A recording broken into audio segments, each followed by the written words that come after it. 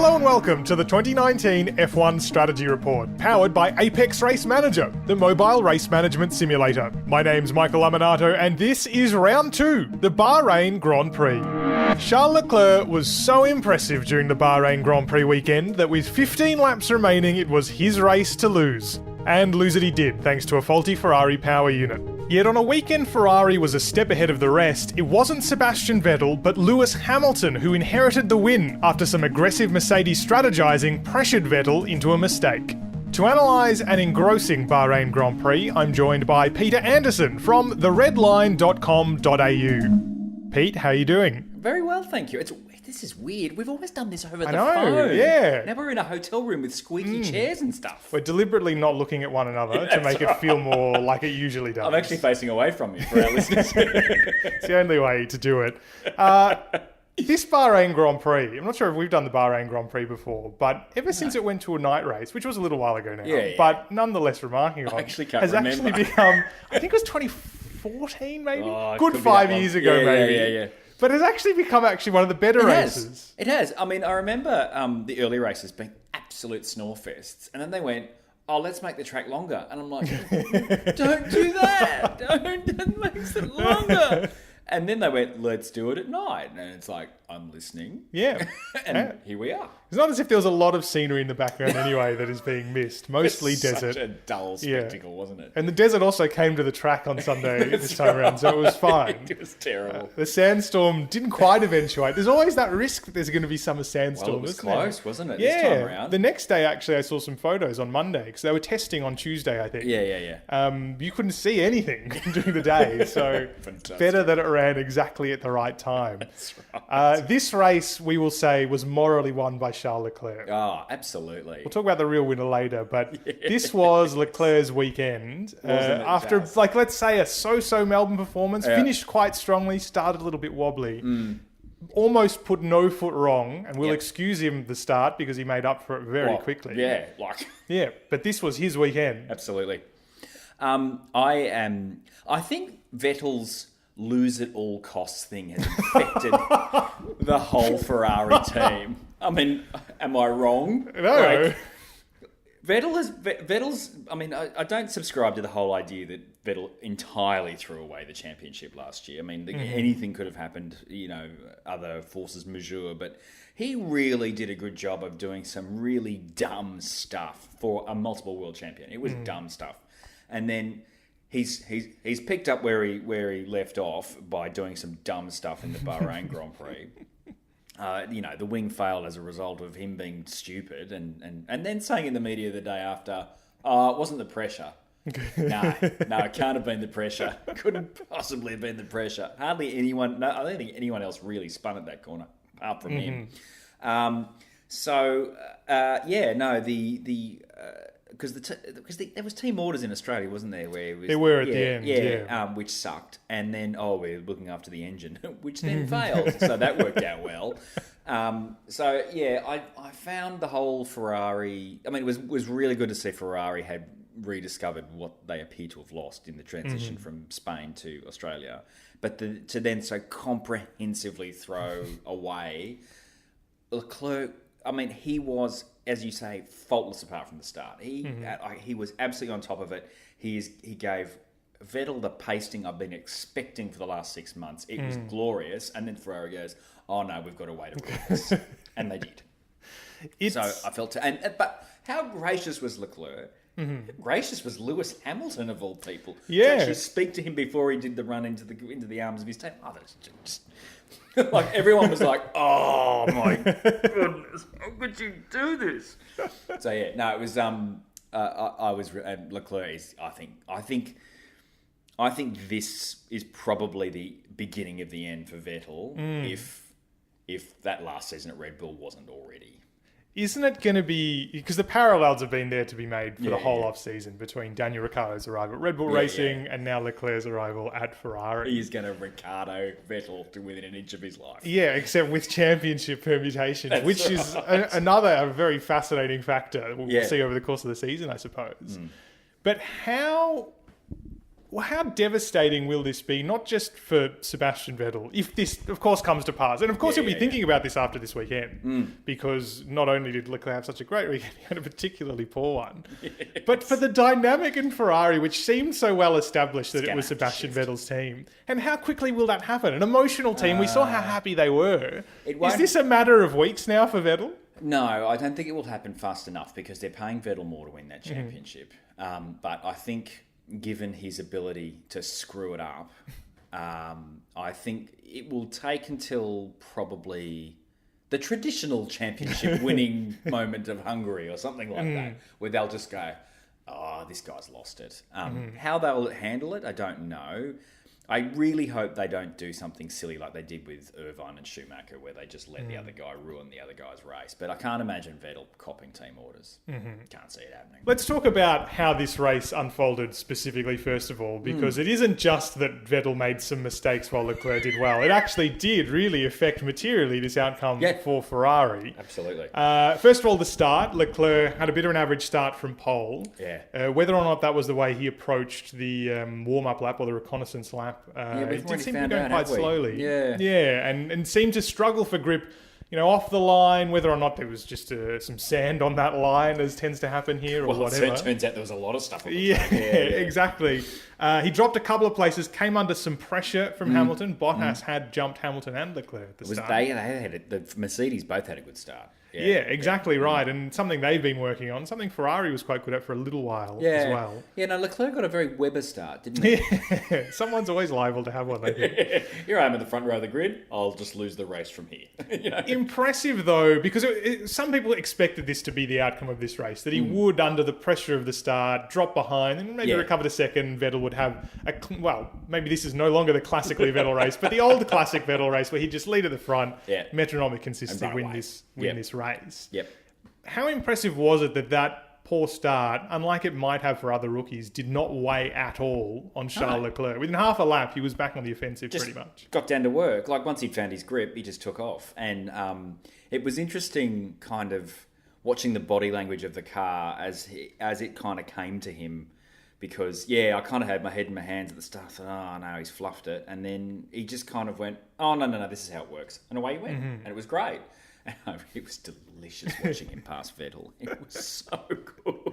It almost wasn't allowed to happen as well.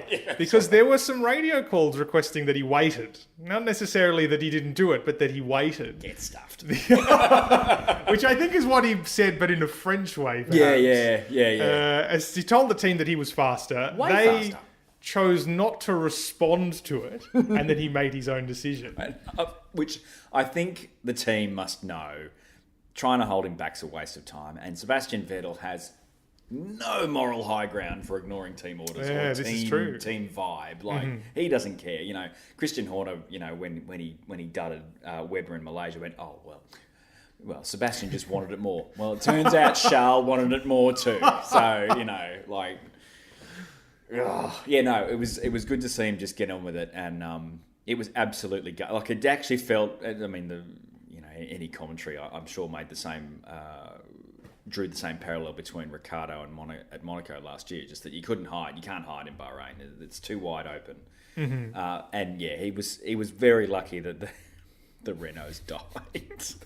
That is unfortunately what he had to rely on to save what was his maiden podium. So he got something in the end of it. He did, and it also gave him a chance to not be a jerk.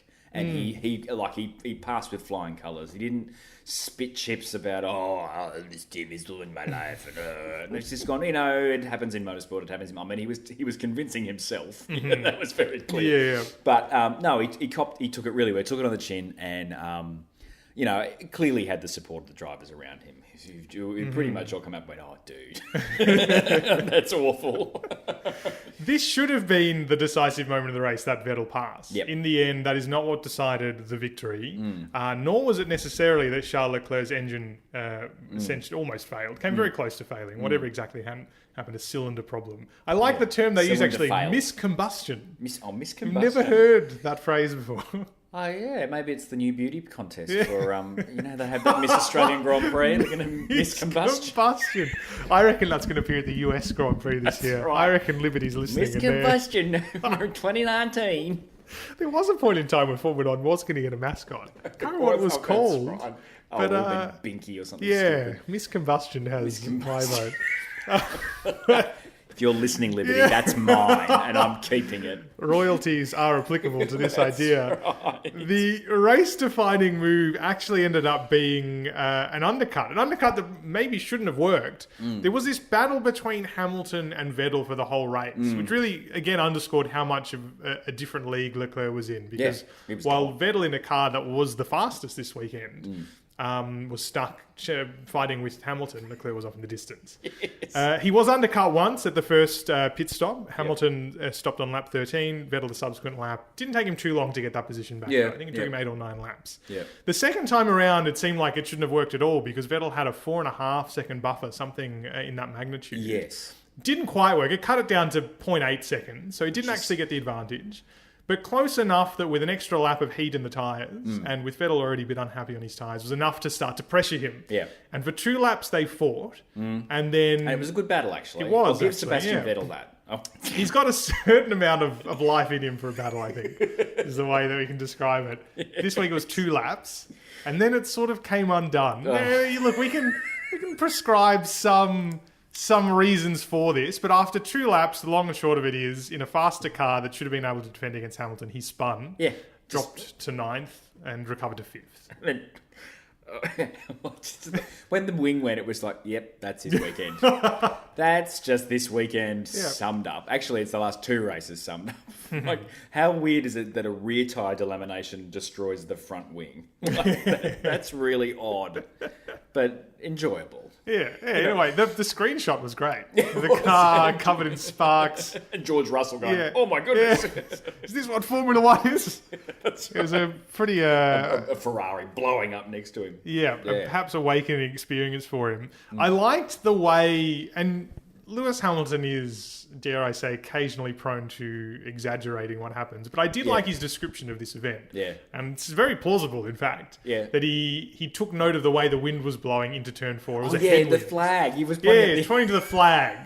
And he meant he broke later into that corner. Now, whether or not he was going to do that anyway, that's another point. He's probably going to give it a whirl. But it worked for him. It was certainly what transpired. And then coming out of that corner, the way the track bends to the left, where Vettel lit up his tyres, there was suddenly a tailwind. Now maybe there was no pressure though. No, it was not pressure. It was a tailwind. That was tailwind. Well, it was negative aerodynamic pressure. Clearly, not actual air pressure. It's not psychological pressure. But this ultimately was the battle for victory. It transpired, and so this is where, as much as an engine failure even had Vettel won the race for Leclerc's car would have been devastating considering the weekend he had, this is what compounded Ferrari's misery, is the fact that Vettel should have been in a position to win this race, was given the strategy to be in a position to win this race. And the car. Of course. Galloped off into the distance. But couldn't string it together. Jeez, what a great investment he's been for the team. On some races. Not enough. But... Like, people won races at other teams in the same time and weren't being paid and didn't have the car like he did. And I just find that extraordinary. It's an extraordinary result, really. Particularly to consider, of course, in Australia, Mercedes had the faster car, but here Ferrari was comprehensively faster. Way faster. This was like early 2000s Ferrari, just turning up and going, oh, let's go, guys. Who will choose who's going to win? It was that kind of moment, wasn't it?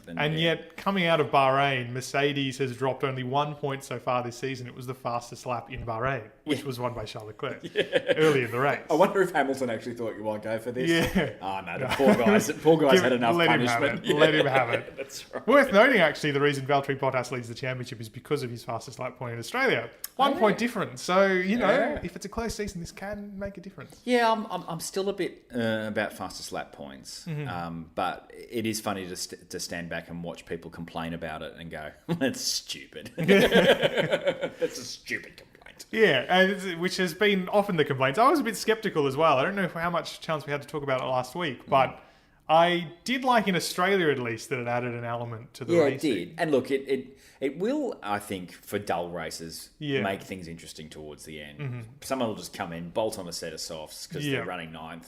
This will be the Daniel Ricciardo special, right? He's like, oh, bugger it, I've had a terrible race. Let's have some softs and we'll go for it. That'll be the kind of thing that'll happen. Or someone like... Or Kimi Räikkönen will do it. Yeah. I'd rate him to do it, I think. Yeah, just bring it into the Alpha Pit, Ultra Softs or whatever they're calling them this year. Let's go. Yeah. Worth noting as well, and we talked about the temptation that might have been there for Ferrari to enact a team order in lap 2 or 3. Thereafter, they didn't show any sign of that at all. I guess they'd convinced themselves that Sebastian really was slower at this race. In fact, put him in a... Not necessarily actively, but put him in a slightly compromised position compared to Hamilton. He was undercut by Hamilton, as we touched on at the start, to protect Leclerc's lead. So that idea, and I think it's really going to end up being, upon reflection, that Ferrari said this at the start of the year, that they would favour Vettel more as a way to take a bit of pressure off Leclerc. If he did rock up and didn't exactly gel with the team immediately, that was a way to take it off. Now that we're in the season proper and that's not the case, clearly that is not happening on the track. I hope not. And I hope Leclerc just gives Vettel the thrashing he deserves. And just, Vettel's had an amazing career. I'm really hard on him, but he's clearly not the driver he was at Red Bull. And the team isn't around him the way they were at Red Bull. Because they don't have a team principle going, this kid can do no wrong, make sure it happens. Whereas I think Ferrari are a bit more even-handed about it. Incredible to think that. I know, isn't that weird? But you watch the way Horner, that Netflix special thing, the Netflix, the way he's just absolutely dripping with, Max is... Max, wouldn't it be great if Max got a good result at the next Grand Prix, which was Monaco, because he ran into a wall. And so clearly that was something that worked for Vettel, because Mark Webber's like, I don't need any of that crap, just give me a car and I'll win. Whereas at Ferrari, I think they're actually expecting him to perform as a individually as Sebastian Vettel, not as a person who is being lifted up on the pillowy goodness of Ferrari cloud. So yeah. No, I think this is the beginning of the end, and I don't mind. Yeah, well, I can't wait to find out how that's going to happen. Yeah. So it's going to be a fun season. Yeah. And it will also be fun to see if he responds and comes good. Absolutely. And stops spinning every time he comes within a car length of Lewis Hamilton. Yeah. Which would be nice. Yeah. I think Lewis has completely psyched him out. And I think he knows it as well. If you looked at the way he responded afterwards, how much because in previous times where they sort of have this coming together and they'd spin, he'd be more disappointed that he didn't get a race with him. Yeah. This time he was like, I live for these moments. You're like, I think you do. Yeah, I think you might. I think you might, actually. So, we got 2 laps of it. And that was good. But then we got the natural result. So it was Hamilton that won this race from Valtteri Bottas. Charles Leclerc secured that podium. We will talk about Renault in a moment. Max Verstappen, I want to talk about briefly in 4th for Red Bull Racing. Fended off against Sebastian Vettel. He didn't have the time to catch up to him. Accidentally undercut Valtteri Bottas at the start because he had a puncture or a slow puncture.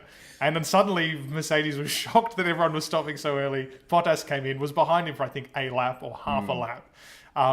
But that really, I thought, underlined how much whichever way you want to say it, faster the top 2 is or slower Red Bull Racing is.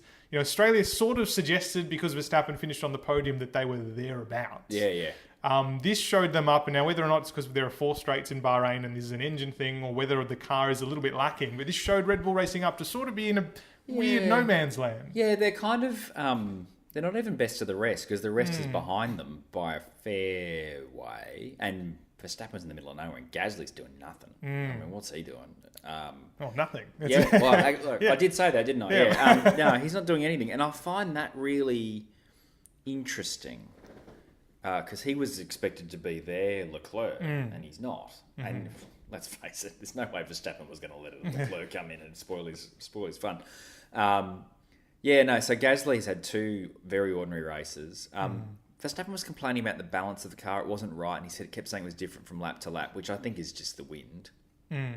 Also, the cooling track temperatures do play a factor here too. Yeah, but I think Verstappen is very much a blunt instrument, and so I think he's more of the Mansell type, where I'll just drive around it. I don't think there's a lot of thought process around, how do I do this? How do I make this consistent? Okay, it's windy here, it's windy there, blah, blah. Like, the kind of thing that a Prost or even a Schumacher would do. Whereas he's just like, give me a car, go fast. Yeah. And, which works, obviously, on occasion. But Yeah, no, you're right. It's that no man's land in the middle. So if this continues, they'll come third in the championship. Woohoo! They seem to be very positive about the Honda engine, which may just be PR. Yeah, or kicking Renault as often and frequently as they can. As they can. And but the McLarens were reasonably close to them on occasion, which is really heartening to see because I thought, if McLaren have another bad year, they're cooked. But no. Well, they must think they're doing well, with Zach Brown saying, if the rules don't suit us, we're off. Well, no one will miss you, buddy, after last year.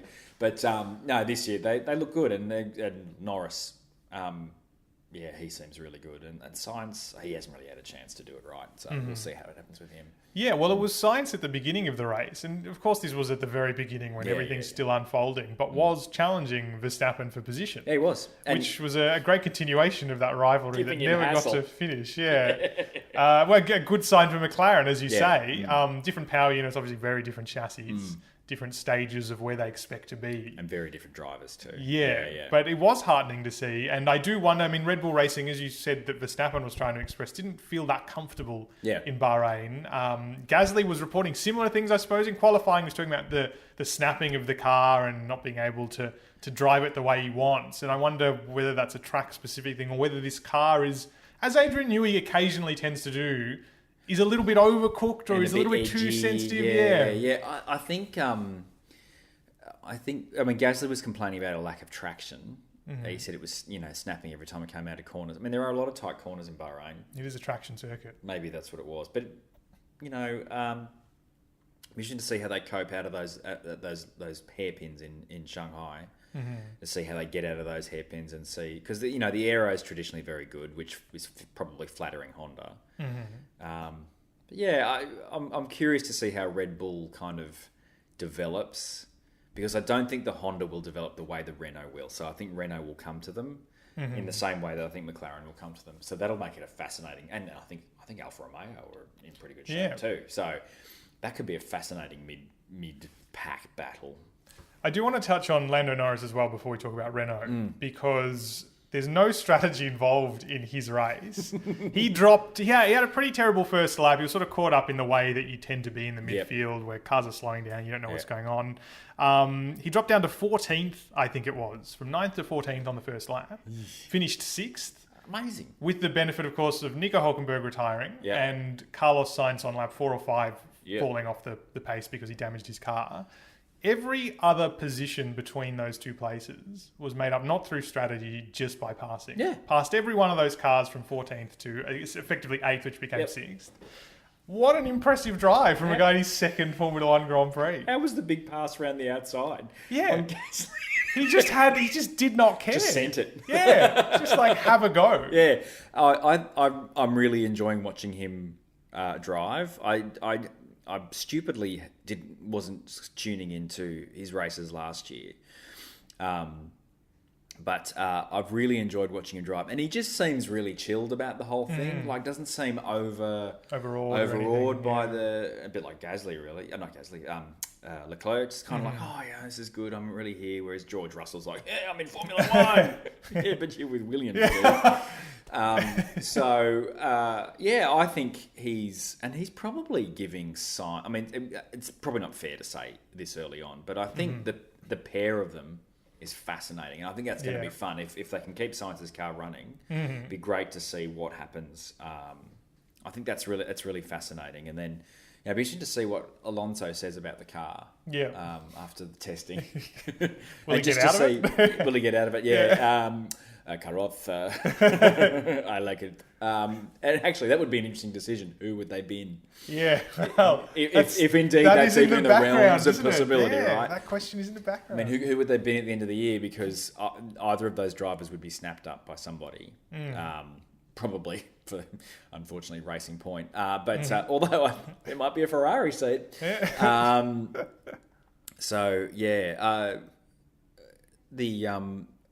Very promising. I'm really looking forward to watching McLaren this year. Yeah, I think so. Finally, let's wrap this up by talking about Renault. Because this was a terrible weekend. Let's pay Daniel Ricciardo $20 million and give him a crap car. Isn't it? So it's difficult to know where to start with this weekend. Well, there are so many places to start. Let's work backwards. Yeah. 2 cars blew up within seconds of each other. Yeah, for different power unit problems, though. It all comes down to this power unit issue. Yeah. That's incredibly disappointing, first of all. Just mildly. And this is far from the first power unit problem that Renault engines have had. Yep. Carlos Sainz is already onto his second example of a bunch of power units after Australia. Yep. They, of course, had a safe mode problem in qualifying, which meant neither of them was able to set the ultimate lap in there. So, Hulkenberg was knocked down Q1, Ricciardo in Q2, when they felt like that car should have been in Q3. Absolutely. But, on practice pace, yeah, they were there and thereabouts. And then suddenly you come to the pressure part of the weekend and go, oh, no, we're just going to let the computers fluff this up. Like, it's almost Boeing-esque in its beauty, Is that too soon? That's too soon, isn't it? The bit that it really needs to do well, we're going to make sure it doesn't. Maybe there's a bit of Ferrari engineering in there too. I mean, yeah, no, not great. Ricciardo already sounds frustrated. Well, considering part of the reason he left was frustration with Renault engines, I mean, he should have seen this coming in some respects. He probably should have, but then again, I'd rather be miserable and be number one than miserable and be, oh yeah, you're number one as well. You and Max are equal. You totally are. Yeah. Max, you're so pretty. So good. I'd rather be with a bloke like Nico Hulkenberg next to me than Verstappen. But I think hopefully Renault get their act together. It's it used to be that you'd go, oh well, you don't really know until Spain. Yeah. I think we already know. Like the chassis seems good. Ricciardo did complain about braking in Australia, but I think they're going to have to sort themselves out pretty quickly. And I guarantee you, well, I'd like to be able to guarantee you, but I can't. I think Ricciardo's contract has an escape clause if a seat at Ferrari comes up and he's offered it. Which could happen. And I would like to see that very much. It'd be very exciting, wouldn't it? It would be wild. The race, aside from the fact that they retired at the end, also was mixed at best. Hulkenberg showed reasonable race pace. In fact, he should have finished best of the rest. Well, he was two-stopping, wasn't he? He was two-stopping. Yeah. Now, this is the other... So we talk about the car, the mechanical team needing to sharpen up. So too does it seem the operational and strategic team, because... Yeah. They recovered quite well on lap 1, has to be said. They're running 9th and 11th. Yeah. So, thereabouts. In the midfield, probably would have qualified thereabouts. Yep. For some reason, despite Ricciardo being the driver ahead, and the driver ahead normally running with the more aggressive strategy, they stuck to this ridiculous one stop, which no one else was doing. No one else was going near. Even Pirelli said, it's not going to happen. Don't do it. It's silly. It's not going to work. There were various points at which you could see in the times, right around lap 14, 15, which is exactly when Pirelli said it would be seen, that time started to drop off. Yeah. And they persisted with it up to lap 24. Yeah. He'd lost so much time, onto the mediums, gained a few places in the second pit stop window when other drivers stopped, and then the tyres started to go off again. Yeah. Made no sense. Had the engines not failed, this should have been a 6-7 finish. Easily. And it would have been a 6-10 or a 6-11. Yeah. And you could hear Ricciardo's voice going, why are we doing this? Why are we doing this again? I don't understand. Yeah, why would you put... I mean, Ricciardo is... he's a driver. You put him on a strategy and he makes the best of it. And he had made the best of what they gave him. It was very odd that they didn't two-stop him. I mean, they both should have been two-stopping. Yeah, exactly. Well, everyone was. He was the only driver that attempted this strategy for good reason. Have they got the Toyota strategist? Remember that guy? Yeah, we'll just put him behind Jarno Trulli. Nice to train the people. Well, it'll be great. Yeah, not with the DRS now. Yeah, especially at a circuit like this. Oh, exactly. Yeah. Yes. It seemed very strange. Where track position is not a thing you really bank on at Bahrain. No. So some very strange decision-making from Renault as well, something they'll presumably have to sort out this season. Oh, well, I hear Paddy Lowe's free, so... I think he's free for a reason. Didn't that go well? Yeah. It was an interesting Bahrain Grand Prix. I enjoyed this race. I thought it was good fun. Oh, I really enjoyed it. And, I was, it was on fart because I'm an old fart, so I'm in bed way too early. So it was great watching it in the morning. Normally when you watch a race that far after it, you kind of know, you don't know what's happened because I made sure it was no spoilers, but I watched it and I enjoyed it. I'm punching the air and going, yeah, got him, and scared the dog, and it was great. So it was kind of like watching it live, but I really enjoyed it. I don't often punch the air because I don't really go for anyone. I just enjoy watching it. But it was great seeing when Leclerc got Vettel but yeah, a lot happened. I mean, the second half was a bit quieter until it all kind of blew up with Vettel spinning off and all the drama. But yeah, look, it was really good. But it was good for a lot of the right reasons and good for some of the dumb reasons, like two cars blowing up at once and that kind of thing. So no, it had everything actually. Yeah. Really enjoyed it. And I hope season 2019 keeps going like this. Hopefully, fingers crossed. Because Australia didn't suggest that it was going to be very interesting. Well, they say it's not typical, as they say. Yes. Not representative. Maybe this one will be more representative. Well, just wait until Spain. We will. Pete, thanks so much for joining us. Hey, no problem. Always a laugh.